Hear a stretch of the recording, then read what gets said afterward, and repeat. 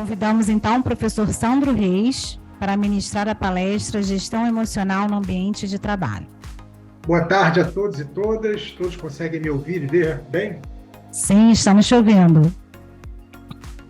Primeiramente, obrigado ao Hemorrio pela contemplação, pelo convite de poder participar desse valoroso congresso e, sobretudo, para falar de um tema palpitante e muito em voga, no ambiente corporativo e no ambiente onde existe interação de pessoas, né? E aí, tratando especificamente do ambiente de trabalho, vou até compartilhar aqui com vocês a minha tela. Gestão emocional. Por que a gestão emocional, no ambiente de trabalho, especificamente falando, vem ganhando notabilidade, vem ganhando importância? Cada vez mais as pessoas precisam se relacionarem de maneira saudável, de maneira amistosa. Existe um estudo que já foi condensado no próprio mercado, que diz que as pessoas são contratadas pelo seu currículo e demitidas, pelo seu comportamento. Ou seja, você ingressa numa determinada empresa, numa determinada organização, seja organização privada, pelas suas competências técnicas, por todo o background que você alcançou, durante toda a tua trajetória profissional. Infelizmente, você é demitido pelos teus comportamentos nocivos, pela tua dificuldade de se relacionar de maneira suavizada, saudável, e profícua junto às pessoas. Então, esse tema tem ganhado cada vez mais importância. Por quê? Porque as organizações precisam e almejam alcançar a competitividade, buscam incessantemente a produtividade, buscam melhores retornos e geração de valor para o seu negócio. Quem vai fazer isso? Quem que vai fazer com que essa engrenagem ela possa dar prosseguimento de uma maneira eficiente e eficaz? São as pessoas.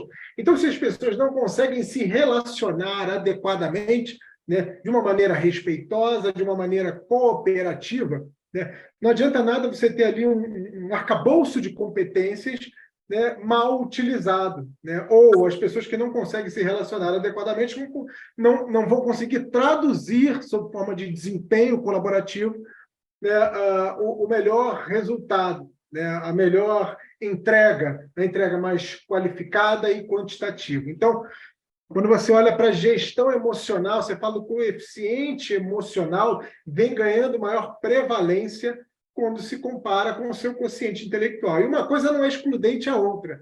Você precisa, sim, se dotar das competências técnicas contemporâneas que o mercado exige. Entretudo, todavia, você não pode deixar de lançar luz sobre o desenvolvimento da sua inteligência emocional, sob forma de você ser alijado do mercado, sob forma de você perder oportunidades dentro da organização, dentro da empresa para a qual você trabalha. Eu vou citar para vocês aqui algumas atitudes típicas, Eu não tenho a pretensão de esgotar o tema, mas algumas atitudes que costumeiramente são cometidas, são empreendidas por pessoas que têm baixa inteligência emocional, pessoas que não entenderam ainda que isso é uma condição fundamental para a própria empregabilidade dela. Você ter relações saudáveis dentro do ambiente de trabalho contribui para que o sentimento de equipe seja solidificado, seja formado e, sobretudo, produza frutos sob forma de desempenho. Então, algumas atitudes. Por exemplo, raiva. Você exacerbar comportamento dentro de um ambiente de trabalho pode fazer com que você seja percebido como uma pessoa problemática, uma pessoa de difícil trato, uma pessoa que não consegue conter os seus ímpetos emocionais, uma pessoa que pouco colabora, e mais tumultua do que agrega. Então, a raiva, esse sentimento, a partir do momento que você não consegue fazer o manejo das suas emoções, e isso é transformado sob forma de raiva, e principalmente contamina a atmosfera, o clima organizacional, isso tem que ser melhor pensado. É necessário uma tomada de consciência para as nossas atitudes e comportamentos que muitas vezes passam desapercebidos aos nossos próprios olhos. Então, a raiva é o tipo de atitude que é abominável, e denota que a pessoa não tem inteligência emocional. Outro também é o sentimento de inveja. né? Nas minhas andanças pelo mercado corporativo, infelizmente, falar isso é um pouco delicado, mas é o que tem acontecido rotineiramente. As pessoas se incomodam com o sucesso do outro, não necessariamente quer ter aquilo que o outro conseguiu alcançar, o que o outro conseguiu oferir. Ele está mais preocupado com que você não tenha mais do que ele. Então, é um sentimento nocivo, degradante, né, que, ao invés de colaborar para congregar pessoas, acaba desvencilhando, fazendo com que as pessoas entrem num processo de segregação. Então, raiva, inveja, né, você vê esse somatório de sentimentos perniciosos, não é nada positivo, né? Denota que a sua inteligência emocional precisa ser esmerada. Outra coisa é o medo. Poxa, se você precisa, dentro de um ambiente de trabalho, mostrar produtividade, mostrar resultado, inovar, como foi falado na palestra passada, né? Você demonstrar diferenciais para que a sua empresa consiga, né, produzir essa singularidade no mercado, consiga desenvolver vantagens e diferenciais competitivos. E você tem medo, né? Você tem medo de arriscar, você só fica com isso, com as suas tarefas rotineiras, tarefas operacionais, tarefas com baixa capacidade de inovação, você acaba afastando de você as boas oportunidades, né? O radar da visibilidade se afasta de você e a empresa também acaba perdendo com isso. Por quê? Porque você não consegue colocar todo o teu potencial inovador para fora, descortinar isso, produzir soluções, porque o medo ele tomou conta de você e se tornou inercial, né? Ele acaba te paralisando, né? Ou fazendo com que você se dedique apenas em atividades automáticas. Então, o medo também contribui para a sua desinteligência emocional. Outra coisa também que uma pessoa com uma inteligência emocional baixa, né, é o sentimento de culpa, ou seja, tem medo de errar, né, para não ser culpada. Pessoal, a coisa mais fácil do mundo é errar.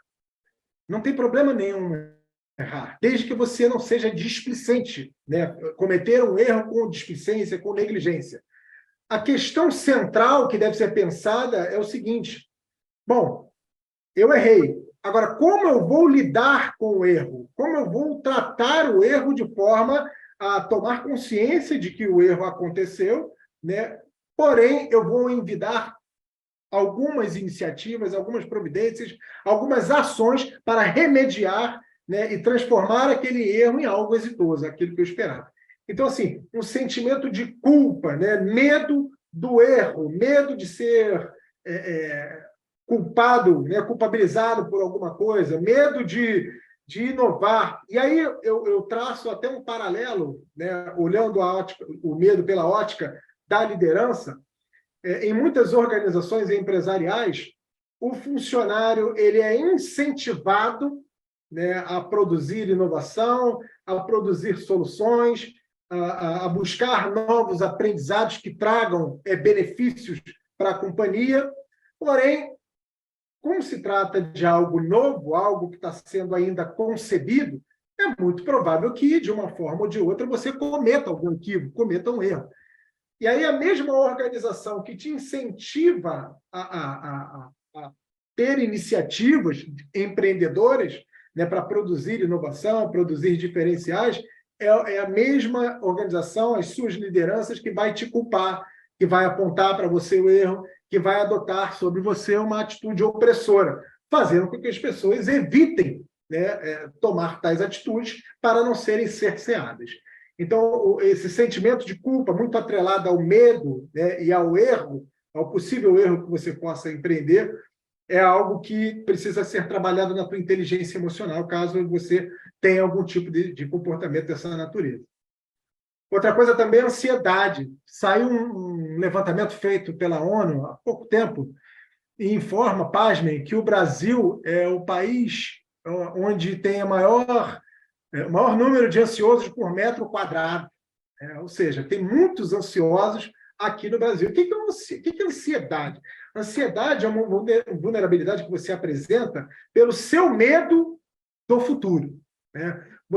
As coisas nem aconteceram ainda, porém aquilo já vem te consumindo, já vem te exaurindo, já desperta em você um gatilho que te deixa letárgico, que te leva à inércia, né? Que te paralisa. Vejam que as coisas têm muito link umas com as outras, né? As atitudes estão muito conectadas umas com as outras. E a ansiedade, ela é paralisante, né? Pode te levar a um quadro de depressão, inclusive. Então, são coisas assim que, infelizmente, acabam se complementando nesse combo da desgraça. A ansiedade é o teu medo generalizado do futuro, né? Você nem sabe se vai acontecer, mas você já está ali em compasso de espera, já deixando se tomar por aquela emoção negativa. A depressão é você estar muito ancorado no passado, né? Você ainda não se desvencilhou daquilo que já passou, e se já passou, que sirva para você apenas como lição, mas não como norteador da sua vida. Outro ponto também é a reatividade. Pessoas que são muito reativas, muito impulsivas, têm dificuldade de acolher o ponto de vista do outro, né? Você fala algo que não está em perfeita consonância com aquilo que ela imagina que é o correto, e aí ela prontamente te dá uma resposta atravessada, uma resposta ácida, ou seja, é uma reatividade pela sua incapacidade de acolher uma ideia, um ponto de vista, uma convicção diferente. Então fica difícil, né, ter um intercâmbio de ideias com pessoas que têm esse tipo de atitude, né? Ela simplesmente não está aberta para ouvir e acolher o que o outro fala, né? E até mesmo aprender com o que o outro está falando. Não, ela se coloca como dona da verdade, né? E essa falta de abertura acaba afastando, né? Ao invés de aglutinar as pessoas. E outra questão também é a falta de autocuidado, né? Quem não tem inteligência emocional ou tem a inteligência emocional ainda com baixo desenvolvimento, normalmente tem pouco cuidado com si mesmo, né? Deixa de fazer atividade física, deixa de se dedicar aos filhos, ou seja, todos os pilares da sua vida, né? Você acaba negligenciando e focando apenas no seu trabalho, ou numa determinada tarefa, ou um determinado hobby. Enfim, você não trabalha as várias facetas da sua vida, né? Você deixa, por exemplo, a atividade física de lado, porque você não vê importância nisso, porém isso afeta o teu humor, afeta a qualidade das suas relações interpessoais, e aí vai te desdobrando, vai dissecando uma série de outros problemas de cunho relacional, né? Trazendo toxicidade para o ambiente de trabalho. Pessoas com baixa inteligência emocional também têm dificuldade para reconhecer as suas fraquezas. Existe uma ferramenta de gestão empresarial chamada análise SWOT, né, que as organizações fazem para poder ter um retrato mais fidedigno de como é que está o posicionamento dela orgânico e também em relação ao mercado. E aí tem 2 quadrantes que falam das suas fraquezas e fortalezas. As pessoas têm facilidade para descrever aquilo que são fortes, aquilo que elas julgam ser fortalezas, né, que tenham diferenciais aos olhos delas mesmas. Mas também tem facilidade para fazer isso. Porém, tem dificuldade para relatar quais são as suas fragilidades, quais são as suas debilidades, aquilo que precisa realmente, você precisa ter plena consciência daquilo que você tem limitações, e muitas vezes limitações profundas, para poder tratar, para poder descrever um plano de ação e começar a tratar, a ter posicionamentos, atitudes resolutas em relação àquelas fraquezas que você identificou, fraquezas de cunho comportamental. Então, assim, não reconhecer significa que não está devidamente clarificado aquilo que você precisa melhorar, né? Você consegue enxergar em si os pontos positivos. Por isso a importância, por exemplo, dentro das empresas, uma ferramenta que eu considero um presente, né, que o funcionário recebe, que é o chamado feedback. Feedback é um presente. Por que é um presente? Porque é a percepção que o outro tem de você, né? E às vezes você não está enxergando. Às vezes você se acha o supra-sumo, mas vem alguém que tem uma relação próxima com você, cotidiana, né, que trabalha contigo e está percebendo as suas fragilidades, as suas fraquezas, os seus pontos de aperfeiçoamento, e aí sinaliza isso para você. E aí você, às vezes, poxa, eu não tinha a menor percepção a respeito desse assunto que foi apontado para mim, a respeito dessa atitude, desse comportamento. Então, não reconhecer quer dizer que tem um ponto aí cego, obscuro, né, pelo fato de você não estar enxergando, né, de maneira sólida e legítima a sua própria debilidade. Às vezes eles desconsideram as próprias emoções, né, aqueles que têm baixa inteligência emocional, ou seja, o que eu estou querendo dizer com isso? Né? Eles querem se achar racionais demais. Não tem jeito. Eu vejo pessoas falarem o seguinte: eu vou para a empresa, eu deixo meus sentimentos, eu deixo a minha vida pessoal do lado de fora. Todos os problemas que eu estou passando ficam do lado de fora. Não é bem assim. Né? Você não fica parte de você do lado de fora e entra só a parte racional. O que você precisa é desenvolver essa inteligência emocional no sentido de perceber quais são os gatilhos que acionam esses teus comportamentos primitivos e evitar, né, que isso tenha ressonância nas pessoas, azedando o ambiente de trabalho. Vamos lá, então. Outro comportamento, estude, né? Não enxerga o outro. Né? A pessoa que tem baixa inteligência emocional costuma ser também cego, né, no sentido do egocentrismo. Né? Ele só olha para ele mesmo, né? Só pensa nele mesmo. Né? É um sentimento bastante egoísta. Né? Ele não consegue enxergar as contribuições que o seu colega de trabalho, por exemplo, pode oferecer. Né? Como é que ele pode clarificar uma determinada visão? Né? Como é que ele pode me ajudar a resolver um determinado problema que eu estou ali quebrando a cabeça para tentar prover uma solução e não estou enxergando? Entendeu? Então, essas pessoas com baixa inteligência emocional vem esse mix, né, de atitudes que são perniciosas, não enxerga o outro, não valoriza a contribuição do outro, tem dificuldade, eles ouvem, mas não escutam. Entendeu o que eu falo? Estou querendo dizer o seguinte: você está ali conversando, e isso é muito desagradável. Né? Por exemplo, você está conversando com uma pessoa, ela está ali ouvindo, né? Mas está entrando por um ouvido e sai pelo outro. Ela não escuta ativamente o que você está tentando transmitir, sobretudo para refletir e, quiçá, mudar, né, uma determinada posição, um determinado pensamento, uma determinada atitude. Então, não enxergar o outro também, né, esse sentimento egocêntrico, são atitudes que denotam a baixa inteligência emocional. Também, às vezes, eles são tão volúveis, né, que não sabem o que querem. Né? E aí eu estou querendo dizer aqui no seguinte sentido: as pessoas que tudo pedem a opinião do outro. E olha que essas coisas são meio estranhas, de difícil entendimento, né, o que se passa na cabeça daquele que tem baixa inteligência emocional. Né? Ao mesmo tempo que ele é egocêntrico, ele só olha para ele e tem dificuldade para tomar decisão. Né? Ele sempre precisa ouvir e nortear, né, a sua conduta em função do que o outro pensa dele.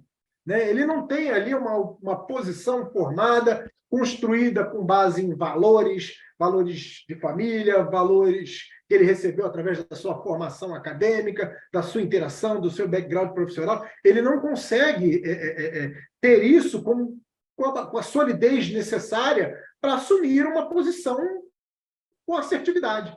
Né? Ou seja, não sabe o que quer. Eles ficam permeando, né, opiniões alheias, né, e ele mesmo tem dificuldade para tomar uma decisão. Eles são inconstantes, né, mudam de opinião e de posição muito facilmente, né, exatamente pelo ponto anterior, né, que eu acabei de mencionar. Né, por não terem solidez das suas posições, daquilo que estudou, e aí eu não estou falando de achismo, não, tá? Eu estou falando de pessoas que estudaram, construíram uma base de conhecimento alicerçada que deu o fundamento necessário para ela poder construir uma convicção. E aí você consegue fazer tudo isso e, ao mesmo tempo, se deixa levar por opiniões evasivas, opiniões sem fundamento, opiniões com baixa relevância, né, e acaba isso doutrinando a sua atitude, o seu comportamento. Você não tem convicção daquilo que você está falando. E aqui eu não estou dizendo que você não tem que revisitar convicções. Não, não é isso. Né? Você precisa, sim, sempre que necessário, rever seus comportamentos, as suas atitudes, até para você poder se adequar e conformar os seus comportamentos com o ambiente onde você está inserido. E muitas vezes tiram conclusões precipitadas. Por quê? Porque não estudam, né? Ou tomam posições sem fazer uma análise acurada dos fatos, né? E aí já quer julgar o trabalho do outro, já quer julgar o comportamento do colega, e aí vem todo aquele combo da desgraça, né? Que os espíritos desprovidos de luz, aqueles que não desenvolvem inteligência emocional, né? Eles adotam isso como, olha, não, é isso. Né? Não tem coisa mais desagradável que você levar um desafio, levar um problema para alguém se debruçar e tentar estudar, estruturar uma solução, do que aquele que nem estudou, nem entendeu o que se passa, mas já está apontando uma solução, mas uma solução assim, totalmente sem solidez, totalmente sem a consistência resolutiva necessária.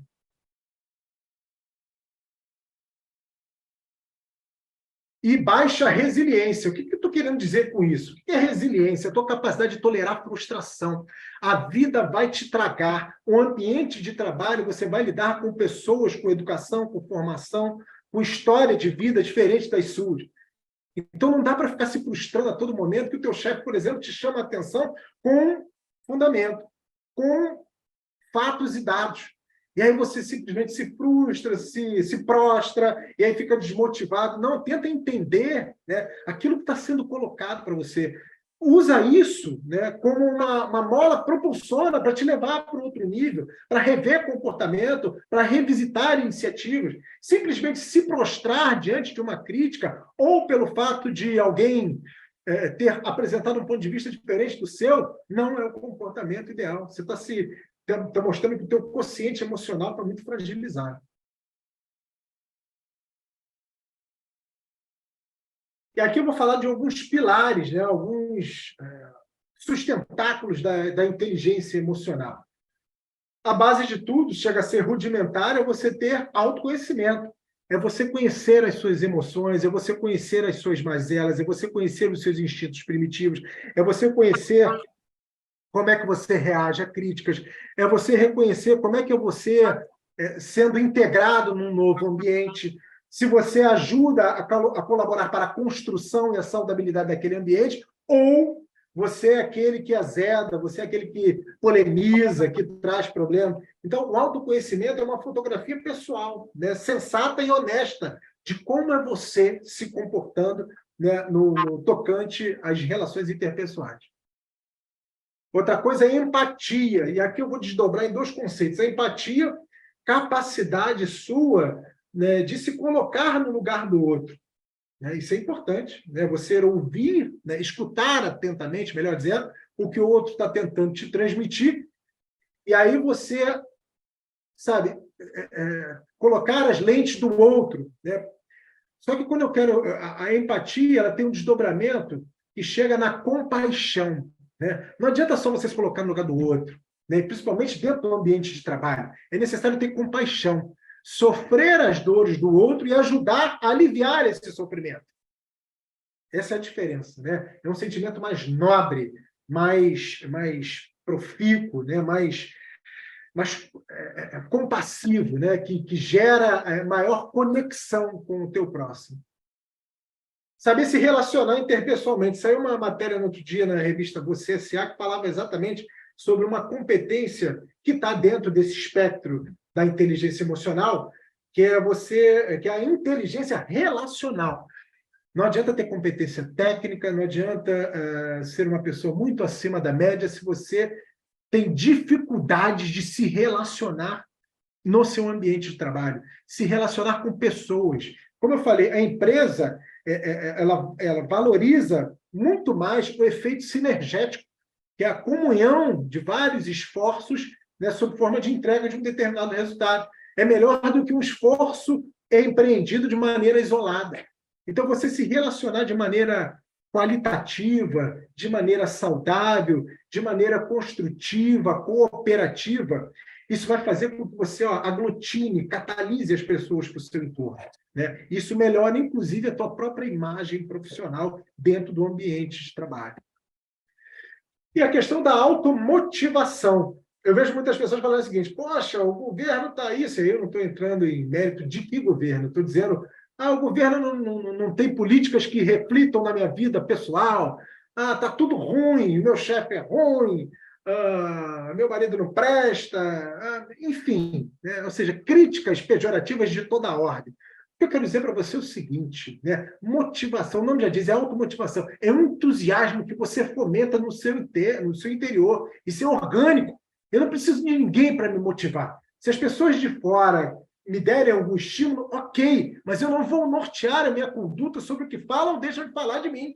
Eu tenho a minha convicção de que eu estou fazendo e percorrendo o caminho certo, né? Então, eu não posso ancorar as minhas expectativas naquilo que o outro me entusiasma, me encoraja, me motiva ou não. Isso tem que partir de mim. É isso que vai fazer com que eu dê passos largos rumo ao alcance dos meus objetivos. E, por último, não menos importante, me desculpem, é a autorresponsabilidade. Eu vejo muitas pessoas, principalmente dentro do ambiente de trabalho, eu não fiz porque ele não fez. Eu não fiz porque o meu chefe não deu suporte. Cara, vou usar colocações assim bem diretas, né? Veja, não dependa de ninguém. Mata no peito e faça. Realiza, demonstre a sua capacidade de entrega. Se responsabilize pelos rumos que você quer dar na sua trajetória profissional, né? Isso demonstra que você tem um objetivo devidamente delineado e sabe onde quer chegar. Pessoas que têm baixa inteligência emocional ficam vagando, ficam permeando, né? E não sabe exatamente onde ela pretende, onde ela quer chegar, qual objetivo ela quer alcançar. Pessoas autorresponsáveis matam no peito, né? Empreendem ações resolutivas e tem maior probabilidade de alcance dos seus resultados, dos seus objetivos, porque tomam para si as rédeas da sua carreira e da sua história profissional. Eu quero, não quero me estender muito, não sei nem se eu já fiz isso, e quero agradecer imensamente o convite para falar sobre um tema sobre o qual eu gosto muito, é um tema que está muito em voga, está muito em perspectiva. Espero ter contribuído de alguma forma para levá-los a reflexões produtivas no tocante à gestão da emoção de vocês. Muito obrigado. Professor Sandro, Opa, estou ouvindo. Pode você me falar. escutou a pergunta? Não escutei a pergunta. Se puder repetir, eu agradeço. Claro.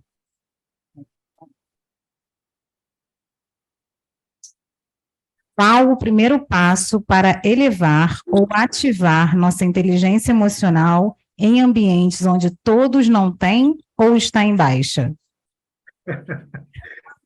Interessante a pergunta. A gente imaginou aqui que se eu não tivesse escutado de fato, porque todos ríamos nessa pergunta, que é uma pergunta difícil, né? Eu não considero uma pergunta difícil, não, mas é uma pergunta interessante e inusitada, né? Como é que eu vou desenvolver inteligência emocional num ambiente onde todos têm baixa inteligência emocional? Foi mais ou menos isso? Gente. Exatamente. Como eu falava numa das partes da minha palestra, né, eu não posso nortear o meu comportamento, o meu avanço, pelo ponto de vista emocional, naqueles que estão no meu entorno. Obviamente, a chance de me contaminar com essa atmosfera de negatividade, né, de impulsividade, de reações explosivas é muito grande, né? Mas eu preciso, por exemplo, essa semana, eu até passei, eu vou citar para vocês, eu tenho trabalhado também muita inteligência emocional. Eu falo muito sobre o tema, mas às vezes eu me pego pecando em determinados comportamentos. E aí, estava na academia, saí da academia e estava esperando o elevador, né? E aí, nisso, o elevador chega, né? E aí me sai uma pessoa, né? Uma menina, fala, tá na frente, não sei o quê, todo suado na frente, não sei o quê. Pô, na hora, né, veio logo aquele instinto primitivo, né, querendo dizer o seguinte, olha, reage, né? Porque a maneira como ela falou com você foi desproporcional, né? Ou seja, sabe o demônio quando ele começa a permear a tua cabeça para você dar uma resposta intempestiva? E aí eu pensei bem, eu falei, olha, ela não está bem hoje. Então, eu não vou reagir, até porque reagindo, eu vou zerar o meu relógio da construção da minha inteligência emocional. Então, eu preciso entender que a maneira como o outro me trata, né, não significa que eu vou adotar a reatividade como comportamento prevalente, né? Tenta ser acolhedor, tenta não levar em consideração o fomento de sentimentos negativos, por mais que você seja motivado pelo ambiente externo. Tem pessoas que vão te provocar, tem pessoas que vão tentar te tirar do sério, tem pessoas que vão fazer de tudo para puxar teu tapete. Isso a gente sabe muito bem que acontece no ambiente profissional. Agora, como eu reajo, né, é uma coisa minha, do manejo das minhas emoções, para isso não transcender e transformar numa atitude negativa que vai ser prejudicial a mim mesmo e, sobretudo, para a minha própria imagem profissional. Tá ótimo. Vamos para a segunda pergunta. Como as lideranças devem gerenciar a questão emocional da equipe na prática de trabalho? A liderança ela tem que já começando a dar o tom, não é verdade? Eu vejo muitos líderes primar muito pela inteligência emocional, mas é o primeiro a ceifar a cabeça do funcionário caso ele cometa um erro. Pelo amor de Deus, você precisa manter o prumo da gestão das suas emoções. Entender, lembra que eu falava da avaliação de fraquezas, né, do teu autoconhecimento, perceber o que você é vulnerável nas relações interpessoais. Quais são as suas atitudes primitivas que podem gerar no outro uma repugnância, né? Por exemplo, você pode ser, sem perceber, arrogante, né? Às vezes você vai transmitir uma mensagem que o teor da mensagem está muito bem estruturado, muito bem fundamentado, mas a forma como você fala gera no outro uma repugnância, gera no outro um desejo de simplesmente te estacionar. Ele passa a não dar ouvidos àquilo que você está falando.